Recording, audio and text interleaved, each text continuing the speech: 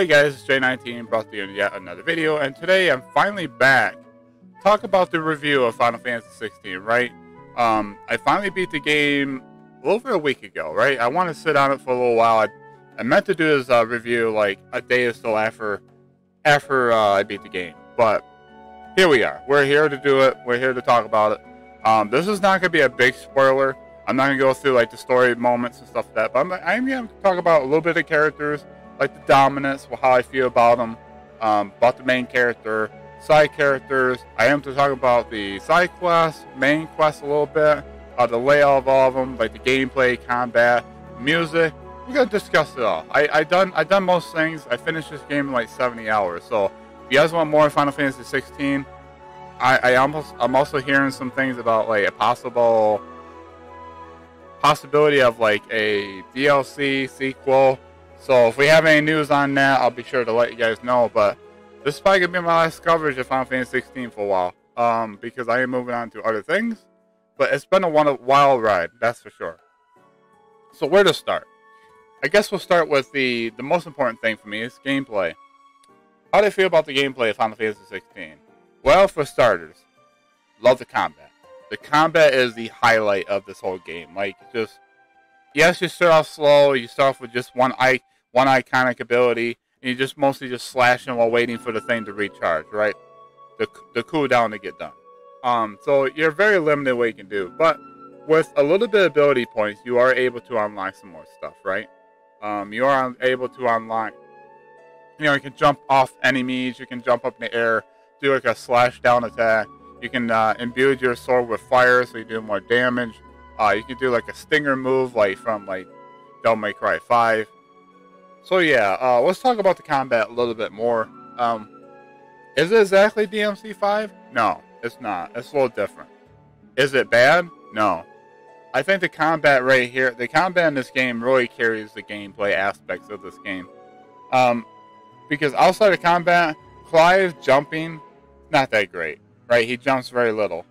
Gameplay, like you running around and stuff, is fun. Exploration is kind of fun. You get to find enemies, fight them. You might find a chest here and there, but I'll be honest with you. Outside of combat, exploring the areas is fine and all. It's fun. You get to see all the different environments and stuff like that. But outside of that, like, you do get a lot of material items, and a lot of them do get used. Don't get me wrong. You do have a lot of upgrades and crafting, but, well, sometimes you craft stuff. You craft, like, better gear once in a while, right? If you can craft or upgrade them. So it does take materials for that. So I thought maybe the materials become useless halfway through the game, but they don't.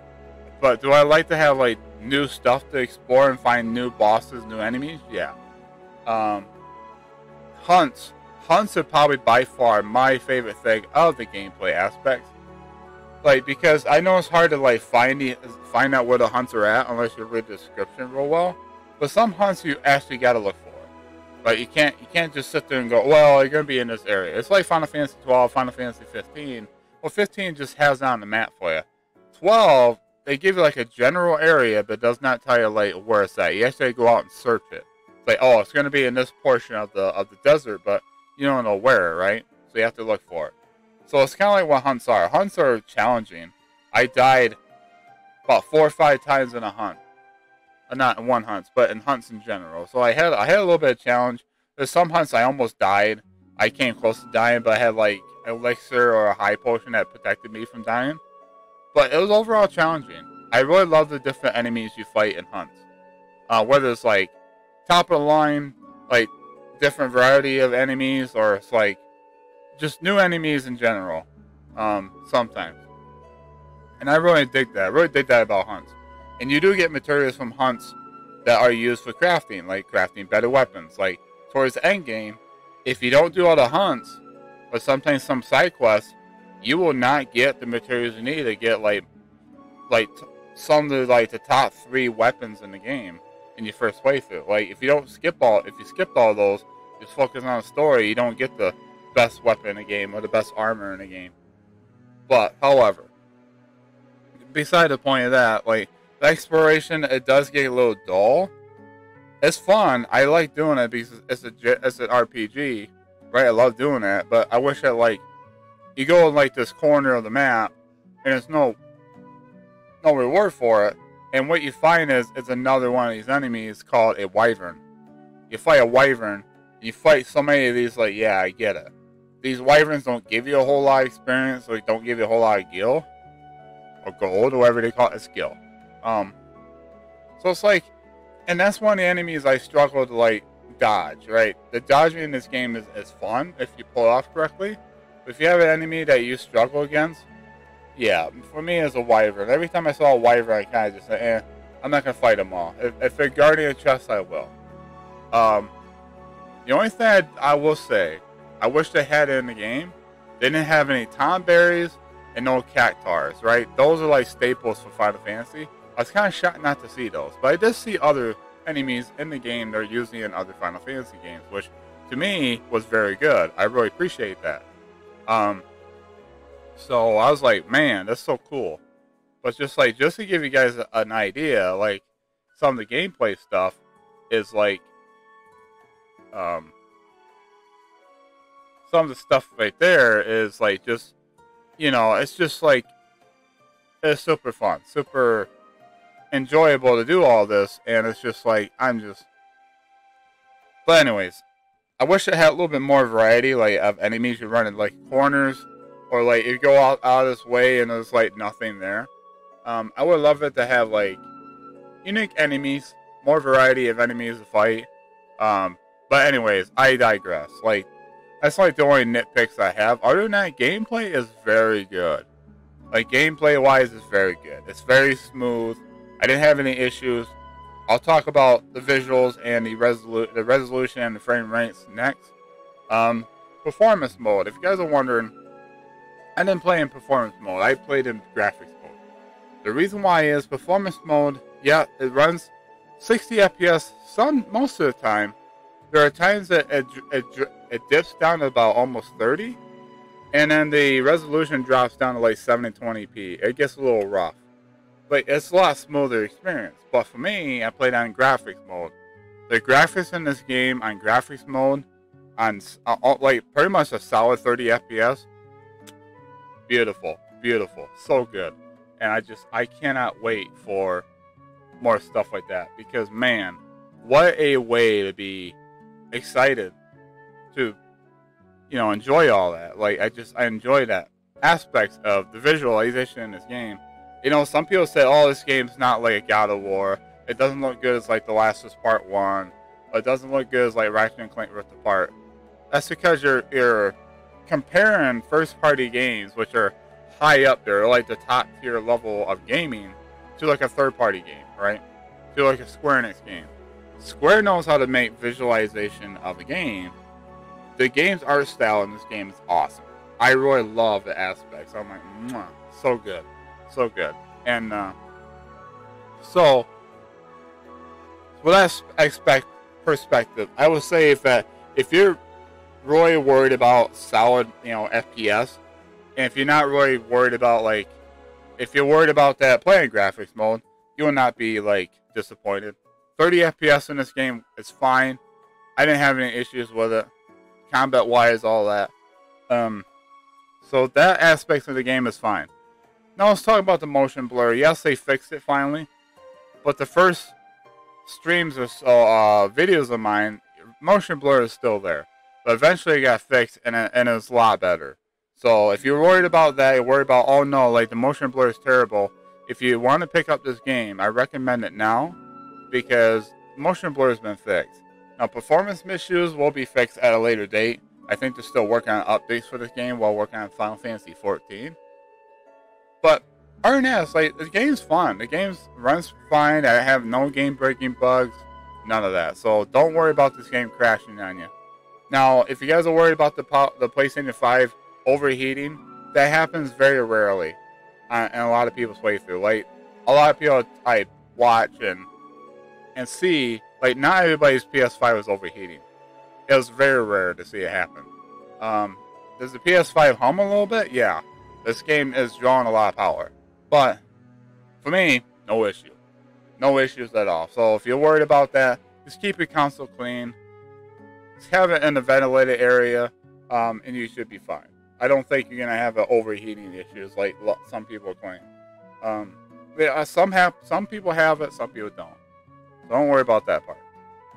Let's talk about the characters, right? I think the characters in this game are very, very well done.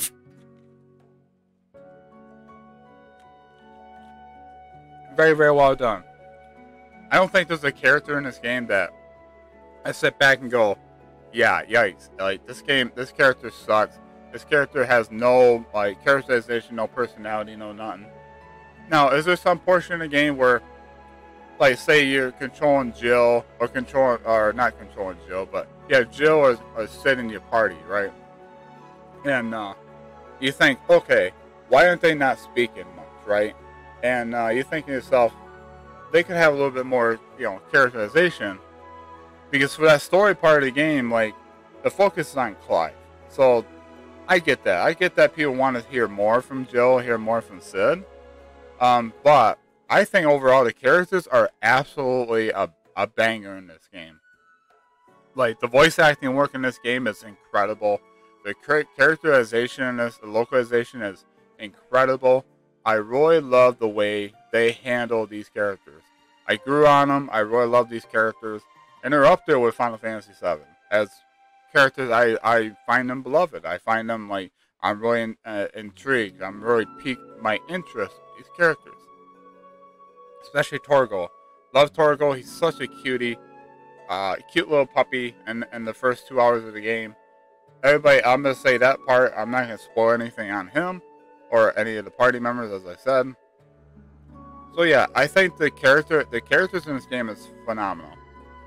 Now the story. What can I say about Final Fantasy XVI story? It is intriguing. It kept me on the edge of my seat. It kept me wanting more. It kept me, like, trying to figure out what the hell's going on. Like, it was getting to the point now. I was like, holy crap! This is like game of the year, game of the life type of story. Now, I'll be honest. There are some down moments in the story, right? There's some downtime where you get done with a major set piece, a major story blockbuster part. You come back to your hideaway or wherever your hub, and it's a time for you to, like, relax, take it all in, do some side quests, maybe check up on the shops, check on some things, and even sometimes the story will, like, ease you into the next big mega set piece, right? They ease you in. So sometimes you gotta do, like, a fetch quest. Sometimes you gotta talk to other characters and get their point of view. What the hell's going on? What is our next step? What should we do? Or somebody else needs help. You need to go help them for a little bit. But you do get to see new areas. You do get to explore new locations, new towns. So that was fun. That was fun to see. And the world building in this game is incredible. Yes, the side quests, I'll say, are not the greatest in the world. But the set piece, the world building set pieces they have for the side quests, little at a time, they ease you in. It draws you in and gets you more and more, like, intrigued in how the world is, how the world treats, like, different groups of characters, like how each kingdom is different, how your characters how the characters that you interact with, how they act, what's their beliefs, what's their political views of, like, on things going on in the world, like in the world of Valisthea. So I didn't mind that. The side quests, I thought maybe they can cut them down like in half. I thought maybe the side quests was like, having 100 side quests. I did them all, by the way, and I had like 70 hours in this game because of it.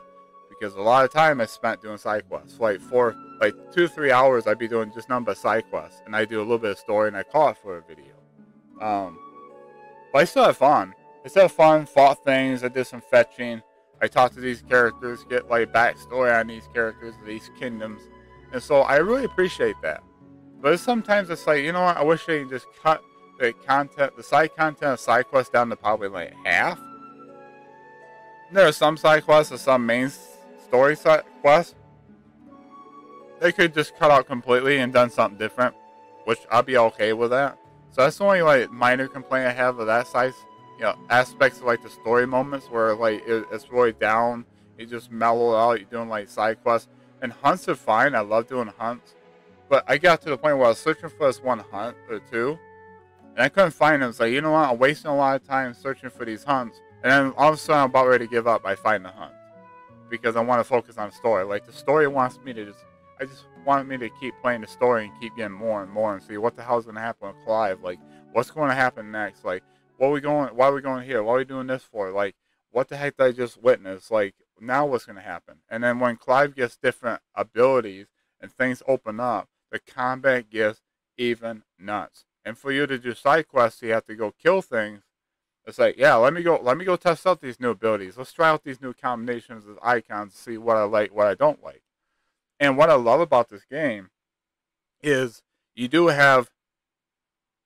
can respec your abilities, you can respec all your points, you get all your points back, you can try out different combinations. Nobody's playthrough is exactly the same. I watched probably 2 or 3 other people's playthrough up to a certain point, and everybody's different. Yes, we all start with the same, iconic abilities in the beginning, but as you unlock more, everybody's playthrough becomes different. My playthrough was my playstyle was different from all the other ones I watched so far. That's what I love about this game. The side quest in this game is amazing. It's amazing in this game. I love it. I love it so much. It's like, man, what a wonderful thing to have in this game, right? I'm just like so interested in this game so far. And it's like, that's what I love about it. So let's talk about the music, right? I thought the music in this thing, like the highest of highs, the music's incredible. I'm like, it blows my freaking mind. Like, I'm just so interested in like what the heck's going on with the music. Like, it's like, are you kidding me? This music's going, it's like absolutely nuts. It makes the scene hits even harder.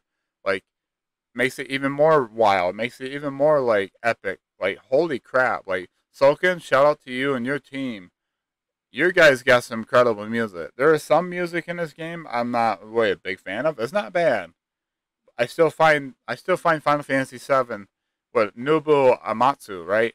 I still think that his music for Final Fantasy VII is still top tier, still number 1.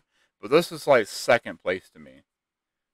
Second or third, depends on Final Fantasy X. But man, I love the way these characters look and feel, and like when the music's an all-time high to a point where it's like, yeah, I'm having so much fun with just listening to music and like taking the scene in or doing these incredible boss fights. It's like, man, you guys hit it out of the park with a lot of these music. And some music are really chill. It brings me back to my earlier days of JRPGs, like some towns. It brought me back like nostalgia. Like, I love it when games do this. Like, there's some references like Clive would do something. I'm like, man, that's straight from Final Fantasy X. Or there's some certain scenes that reminds me of Final Fantasy VII. There's a scene that it reminds me of like Final Fantasy 4 or 5. Like, there's an iconic scene that people are talking about. Like, holy crap, there are a lot of references in this game. I love it. I dig it how they respect the original Final Fantasy games in this big mega blockbuster Final Fantasy mainline title. Now, what else to talk about? Music. Yeah, I think we talked about everything so far. I think that we're all set. We're all good. And I think that we are at the point now that I can give my final verdict, right? We talked about music. We talked about the characters. Talked about the music. We talked about combat, gameplay, story. I'm going to just tell you right now, just to finish this off, like, the story is incredible. If you're worried about the story being bland, it's not. This story in the game is like freaking incredible. Like, I'm like this most time. Go, what the hell? What the heck did I just witness, man? I'm like so caught up in like, man, this is so good. This is so good. So, anyways, if I have to give this game a score, with all the nitpicks I have for the game, and being a brand new Final Fantasy mainline title, I would say this game gets a quality 9 out of 10. Just 9 out of 10. It's the same rating I give Final Fantasy VII Remake, because they both do things I really love. It both make me feel emotions I both like. The only thing is, I think I like Final Fantasy VII Remake more, because it's got better nostalgia. But this game, despite the flaws it has, this game is definitely a solid 9 out of 10. 9 out of 10. Is it a perfect game? No. If it fixed a lot of the stuff that had minor nitpicks and stuff, I probably would give it like 9.5 out of 10. But 9.0 out of 10. Or if you guys want to go on the other rating, it'd be like 4 out of 10, 4 out of 5. But yeah, 9 out of 10 works for me. I think it's a perfect score for this game. And yeah, I'm super excited for this game. Like, I hope more and more you guys will play this game, give this game a chance. Like, if it's your first Final Fantasy game, dig right in. Like, you do not have to play any other Final Fantasy game. Like, the other 15 mainline titles, you do not have to play those to play this. This is brand new. It's a complete game. You don't have to worry about DLCs and books and movies and anything like that. This is a quality, high quality Final Fantasy game with incredible storytelling, incredible characters, incredible visualization, incredible combat, gameplay, and stuff like that. Like, if you guys dig this, give a like, share with a friend. I'm being honest with you guys. A 9 out of 10. If it had a crappy gameplay, I wasn't enjoying it, I would not give it a 9 out of 10. So anyways, hope you guys enjoyed this one. Have a wonderful day, wonderful night. Keep on keeping on, and I'll catch you all on the next video. Take care.